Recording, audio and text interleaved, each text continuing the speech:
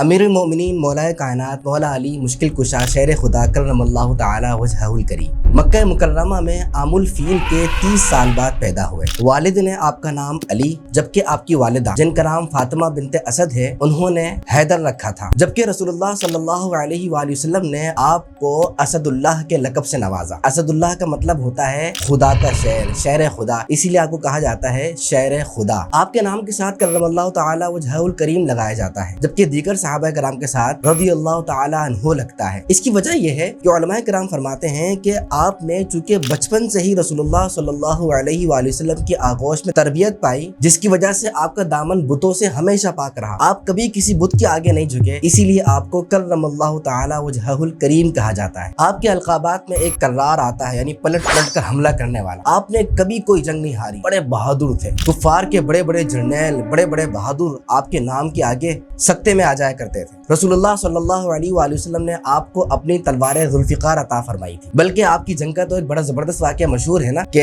آپ نے ایک کافر پر غلبہ پا لیا اور آپ اس کے اوپر چڑھ کے بیٹھ گئے، اس کو قتل کرنے والے تھے، لیکن اس نے آپ پر تھوک دیا۔ جیسے اس نے آپ پر تھوکا آپ نے اس کو چھوڑ دیا۔ وجہ پوچھی گئی کہ کیوں؟ آپ نے فرمایا کہ میں اللہ کے لیے جنگ لڑ رہا تھا، دین اسلام کے لیے لڑ رہا تھا، لیکن جب اس نے مجھ پر تھوکا تو وہ غصہ جو اللہ کے رسول کے لیے تھا وہ میری اپنی ذات کے لیے ہو گیا، کیونکہ جب کوئی آپ پر تھوک دے تو غصہ آ جاتا ہے، تو چونکہ اب یہ غصہ میری ذات کے لیے تھا اس لیے میں نے اس کو چھوڑ دیا کہ کہیں ایسا نہ ہو میں کسی ایسے شخص کو قتل کر دوں کہ جس کا قتل کرنا میری اپنی ذات کی وجہ سے ہو، اللہ کے رسول کے لیے نہ ہو۔ غزوہ خیبر کا موقع تھا، رسول اللہ صلی اللہ علیہ وآلہ وسلم نے اعلان فرما دیا کہ میں کل صبح جھنڈا ایسے شخص کو دوں گا جو اللہ رسول سے محبت کرنے والا ہوگا اور اللہ رسول اس سے محبت کرنے والے ہوں گے۔ صحابہ کرام تگودو میں لگ گئے، دعائیں مانگنے لگے کہ کاش وہ جھنڈا ہمیں نصیب ہو جائے، لیکن اگلے دن آپ نے پوچھا علی کہاں ہے؟ تو صحابہ کرام نے بتایا ان کی آنکھوں میں تکلیف ہے۔ آپ صلی اللہ علیہ وآلہ وسلم نے ان کو بلوایا، ان کی آنکھوں میں لعاب دہن لگایا، آنکھوں کو بھی شفا ملی اور آپ نے پھر وہ جنگ لڑی۔ اللہ کریم نے آپ کے ہاتھوں پہ خیبر کا قلعہ فتح فرمایا۔ آپ کا ایک اور خوبصورت لقب ہے مرتضی، جس کا مطلب ہے چنا ہوا۔ آپ کی بہت ساری خصوصیات ہیں جن میں آپ منفرد ہیں، یکتا ہیں، آپ چنے ہوئے ہیں۔ آپ کی ایک کنیت ابو الحسن بھی ہے، آپ کے بڑے بیٹے کے مناسبت سے، آپ کے جو سب سے بڑے بیٹے ہیں ان کا نام حسن ہے، اس مناسبت سے۔ آپ کی ایک اور خوبصورت کنیت ہے ابو تراب۔ بخاری شریف میں ہے کہ رسول اللہ صلی اللہ علیہ وآلہ وسلم ایک مرتبہ تشریف لائے تو آپ مسجد نبوی میں آرام فرما رہے تھے اور آپ کے بدن پر مٹی لگی ہوئی تھی۔ تو عرب میں یہ رواج ہے کہ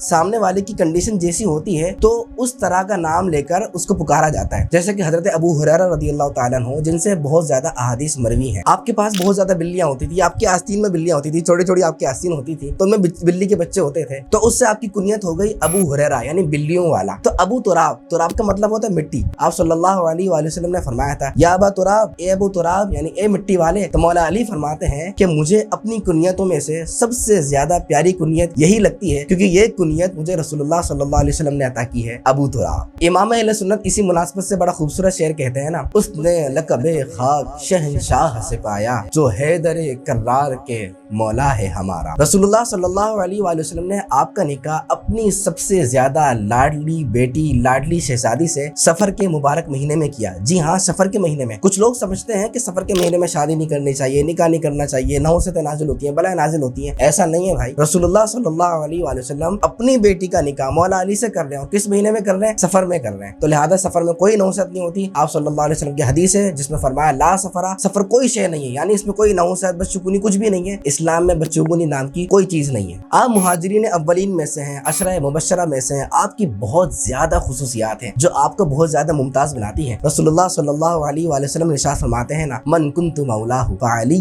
مولاہ، جس کا میں مولا ہوں نا تو اس کا علی بھی مولا ہے۔ اور مستدرک کی روایت میں ہے فرمایا انا مدینۃ العلم وعلی بابھا، میں علم کا شہر ہوں، علی اس کا دروازہ ہے۔ جبکہ ترمذی کی روایت میں آتا ہے فرمایا انا دار الحکمت وعلی بابھا، میں حکمت کا گھر ہوں، علی اس کا دروازہ ہے۔ تو پھر آپ علم و حکمت کا دریا دیکھیں نا، مولا علی کو اللہ نے پھر کتنا علم و حکمت عطا فرمایا کہ صرف سورہ فاتحہ کے بارے میں ارشاد فرماتے ہیں کہ اللہ کریم نے مجھے قرآن کریم کا ایسا علم عطا فرمایا ہے کہ اگر میں صرف سورہ فاتحہ کی تفسیر لکھنے کے لیے بیٹھوں تو 70 اونٹوں کو بھر دوں گا۔ یعنی اتنی کتابیں لکھی جائیں گی، اتنی کتابیں لکھی جائیں گی، ایک اونٹ پہ لا دی جائیں، دوسری پہ لا دی جائیں، تیسری پہ لا دی جائیں، 3-4 پہ کام نہیں چلے گا، 70 اونٹ بھر جائیں گے، سورہ فاتحہ کی تفسیر مکمل نہیں ہوگی۔ یہ علم اللہ نے مولا علی کو عطا فرمایا ہے۔ ابن مسعود رضی اللہ تعالیٰ عنہ ارشاد فرماتے ہیں کہ رسول اللہ صلی اللہ علیہ وسلم نے فرمایا علی کو دیکھنا بھی عبادت ہے۔ اور ہجرت کی رات تو رسول اللہ صلی اللہ علیہ وآلہ وسلم نے جن کو اپنے بستر پر آرام فرما ہونے کے لیے چنا،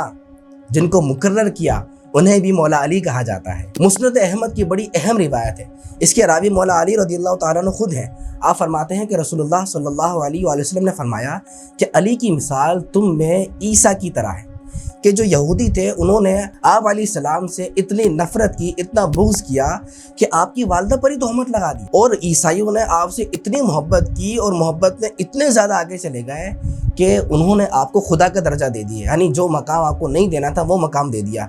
कुछ बहुत ही नफरत में आगे बढ़ गए, कुछ बहुत ही मोहब्बत में आगे बढ़ गए, दोनों ने गलत काम किया, दोनों गुमराह हो गए। फिर मौला अली ने फरमाया कि मेरे बारे में दो लोग हलाक होंगे, एक मुझसे बहुत ज़्यादा मोहब्बत करने वाले कि वो मर्तबा जो मेरा नहीं है वो मुझे देंगे, और एक मुझसे बहुत नफरत करने वाले जो मुझसे शदीद नफरत करेंगे और मेरे बारे में वो बात कहेंगे जो कि दुरुस्त नहीं है। खुद मौला अली रज़ियल्लाहु ताला अन्हु फरमाते हैं कि हज़रत अबू बकर सिद्दीक़ रज़ियल्लाहु ताला अन्हु और फ़ारूक़ आज़म रज़ियल्लाहु ताला अन्हु रसूलुल्लाह सल्लल्लाहु अलैहि वसल्लम के बाद सबसे अफजल हैं, और मोमिन के दिल में फ़ारूक़ आज़म और सिद्दीक़ अकबर रज़ियल्लाहु ताला अन्हु का बुग़्ज़ जमा नहीं हो सकता। लिहाजा यहाँ पे उन लोगों को गौर करना चाहिए जो मौला अली रज़ियल्लाहु ताला अन्हु के बारे में ऐसी रिवायत करते हैं, ऐसी बातें करते हैं जो कि दुरुस्त नहीं है।